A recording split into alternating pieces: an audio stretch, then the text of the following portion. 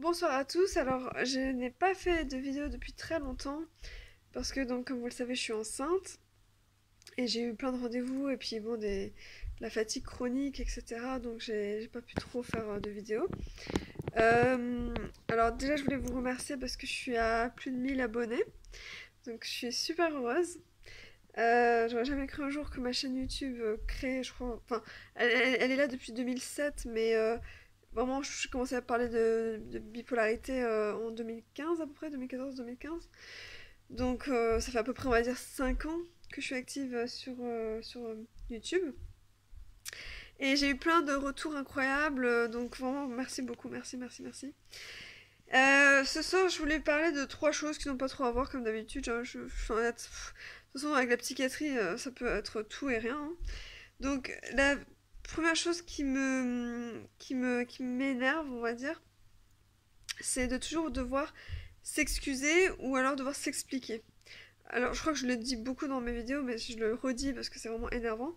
Par exemple, quand on se tord la cheville, on se casse une jambe au ski, on va direct aux urgences. Mais pourtant, quand on a une crise de dépression, une crise de larmes, une crise de stress, d'angoisse, de manie, on sait pas si on doit appeler les urgences. Eh ben si, il faut appeler les urgences.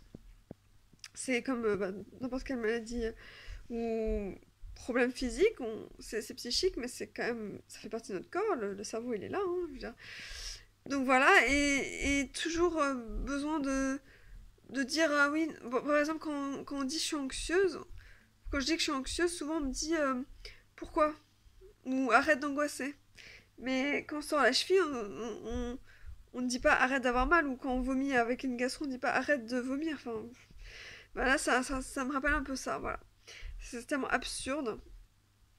Donc, je suis fatiguée. Je suis enceinte de... là, j'arrive dans le 9e mois dans 3 jours, donc voilà. Donc voilà, c'est toujours s'excuser, toujours s'expliquer, c'est chiant. Désolée pour le gros mot, voilà. Ensuite, j'ai remarqué un autre truc qui m'énerve, c'est la vision de la maladie psychiatrique dans les médias.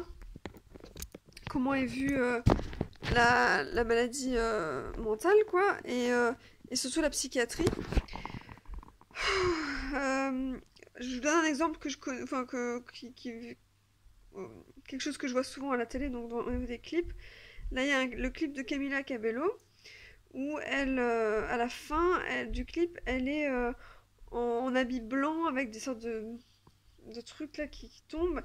Et moi, franchement, j'aime pas parce que ceux qui ont déjà été en psychiatrie savent que certains qui ont été hospitalisés, enfin, qui ont été enfermés dans une chambre d'isolement, c'est horrible. Et de rire de ça ou de pas.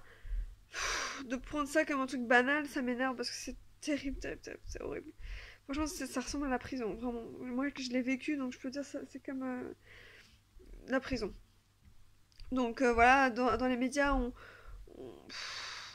on banalise le truc alors que c'est très dur pour les familles autant que pour le patient. C'est pas un truc à prendre à la légère et donc voilà. Euh, je sais pas, là j'ai pas trop d'autres exemples à donner, mais je sais que aux infos, souvent ils parlent. Je crois qu'il y a un endroit en France, c'est le l'hôpital psychiatrique le plus sécurisé de France, parce que voilà, il y a des gens peut-être plus dangereux qu'autre part. Voilà, il faut en parler, il faut prendre des pincettes, il faut en parler sérieusement, il faut pas se foutre de la gueule ou. J'ai vraiment du mal à parler, mais avec la grossesse, j'oublie tout et je suis très fatiguée. Donc je vais, voilà, donc ça c'est pour les médias. On dit encore l'asile, bon ça je l'ai dit 15 000 fois, on dit encore ça alors que c'est un hôpital déjà. Donc voilà, et enfin pour les hallucinations, je suis tellement angoissée de l'accouchement que du coup, je dormais. Donc là je change de sujet, hein, c'est sur les hallucinations. Donc je dormais et j'ai ouvert les yeux, je sais pas, quelque chose a dû me réveiller et j'ai vu un homme se raser la barbe de moitié de dos avec des taches de... C'était un vieil homme. Et ça m'a tétanisée. Et quand j'ai rouvert j'avais les yeux ouverts, j'ai refermé les yeux et j'ai réouvert et là il n'était plus là. Mais j'ai tellement eu peur, c'était horrible.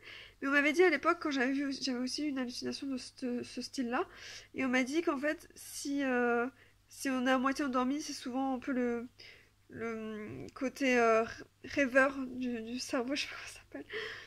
Donc du coup, c'est pas grave grave. C'est pas comme si je voyais des choses là qui n'existent pas. Là, je serais peut-être schizophrène, je sais pas. Donc voilà. Ah, j'ai mal. Et donc du coup, c'est pour ça que je sais que je suis schizo-affective parce que je sais que je peux avoir des sortes d'hallucinations comme ça. Donc voilà. Donc tout ça pour voilà, pour dire qu'il y a plein de choses dans la psychiatrie qu'on ne sait pas encore, que qu'on ne connaît pas, qu'on n'est pas touché par la maladie, mais on peut avoir un entourage, de la famille, les amis, qui sont touchés, et c'est important de savoir un peu la vérité, quoi. Donc voilà, parce que comme j'ai pas de filtre dans sur cette chaîne YouTube, bon, déjà ça se voit parce que je suis pas maquillée, je suis à peine coiffée. Oh là là. Donc du coup je me dis, je suis pas vraiment une youtubeuse commune, on va dire, où je me maquille et tout, donc voilà. Mais en tout cas c'est une chaîne où je veux dire la vérité, je veux déstigmatiser surtout.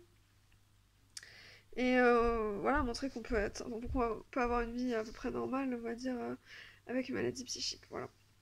Voilà, je vous fais de gros bisous et merci encore pour les plus de 1000 abonnés, c'est génial. Bisous, salut!